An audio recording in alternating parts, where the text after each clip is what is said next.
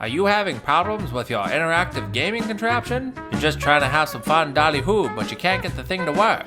It's confusing and frustrating, isn't it? What if I told you it didn't have to be this way, and I could teach you to be a gaming master? Yes, you. Well, great. Let's buckle in and get brutal.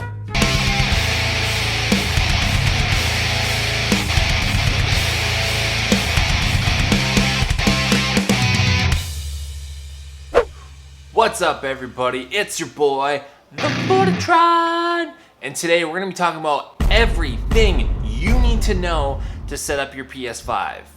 Let's get into it. Alright, so the first thing we're going to talk about is video settings. So with your next generation console on the PS5, they have two naming schemes that you're going to see a lot. So you're either going to see performance mode or resolution mode. So performance mode is getting the maximum frame rate that the game can offer on the console. So usually that means either 1080p 60 or maybe even 1440p 60 frames per second. Resolution mode, that's for people who want the highest resolution possible and they don't really worry about the frame rate too much. So in most cases, this is 4K 30 frames per second. So you need to choose which one is more important to you. Do you like resolution more or do you like frames per second more? Me personally, playing on both, I've seen the hugest difference when playing in performance mode, because we have to understand, just until this console generation, the PS4 and every console before that, most games played in 30 frames per second. For me personally, playing in 60 frames per second has been a massive improvement in gameplay. It's the biggest thing that I noticed so far since getting a PS5. And I know people who've been playing games on PC for a long time are laughing at us and they're like, we've been playing in 144 hertz and 240 hertz and so on. It's like, cool, that's great. But the majority of game players are probably in the same shoes as me and are just experiencing 60 frames per second for the first time. And it's incredible. But I do understand the merits of resolution and people who like to pixel peep. So you gotta just choose which one do you think is better for you. Do you like resolution or do you like performance? This is where we set it up. Okay, so from our main PS5 menu here, we're gonna go up to the top and go to settings. Once we're in here, we're gonna go down a little bit and we're gonna find where it says save data and game app settings. And here we're gonna go down to where it says game presets. And then you'll see right here, performance mode or resolution mode, and you can choose which one you would like. All right, so the next thing we're gonna set up is the Dualsense controller. So this is an amazing controller. It's got a lot of great features. The haptics on it are industry leading, but there is one kind of lame feature in it that's automatically turned on, and that's the microphone. So we're gonna go into the settings and we're gonna turn this off so it's not automatically turned on in any of the games that we're playing. Some games, it is auto turned on, and then it's kind of a feature where you could hear other players while you're playing online. If you're into that, cool, leave it on, but for me personally, I just found it annoying, so I just turned it off. All right, and the next thing that we're gonna do is we're gonna get a PlayStation Plus account. Okay, I know some of you may not ever play online, but especially when you just get your PlayStation 5, get a PlayStation Plus account.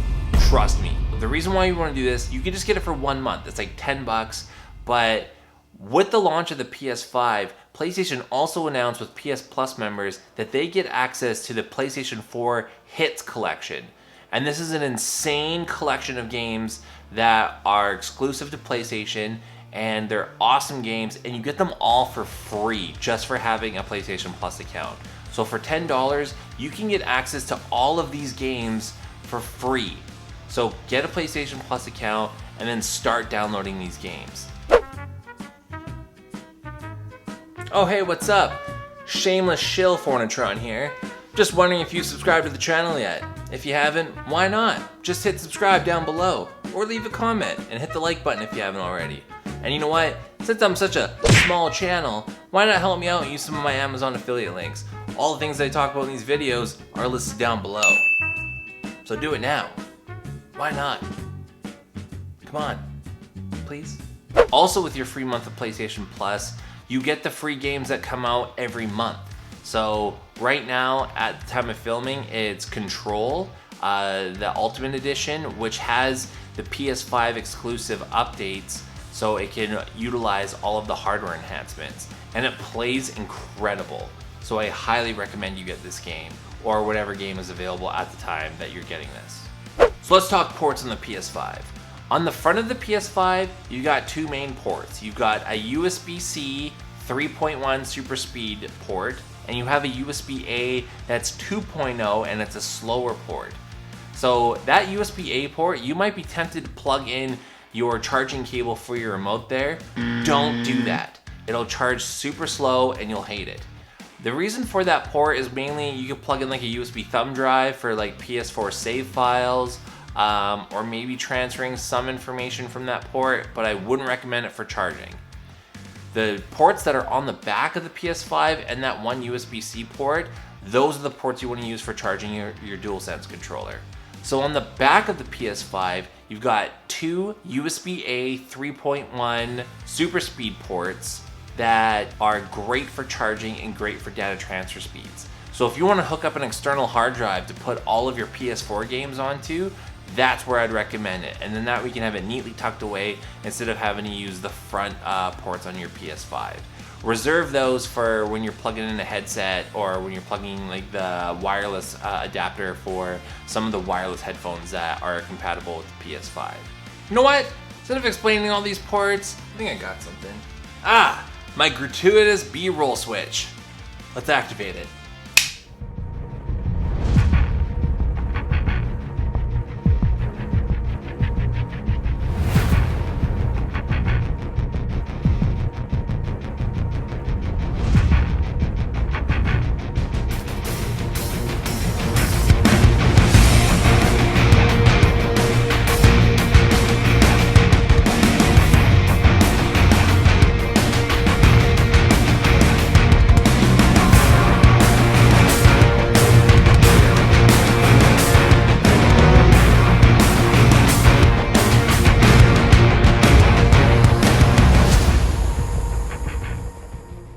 And then of course we have our HDMI 2.1 port, and then we have our standard power port and Ethernet port.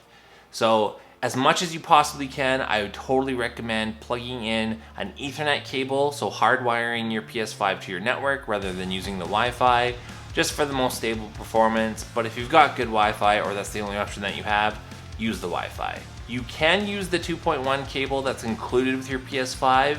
It's not mandatory.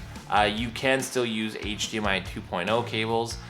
It's just that the HDMI 2.1 cable is the cable that can support up to 8K 30 frames per second and some of those higher frame rates.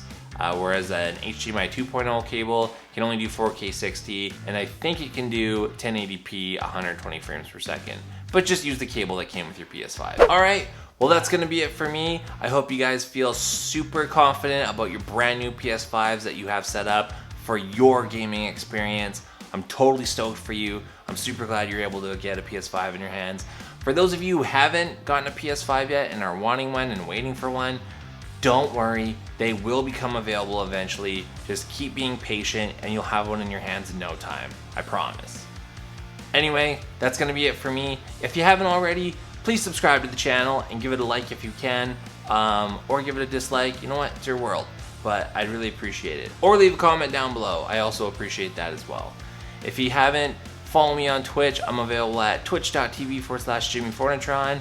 Follow me there and we can hang out and play some probably Bloodborne or Demon Souls or Dark Souls. Anyway, I'm gonna head out of here, but just do me one more favor. Have yourselves a great day. Cheers, everybody.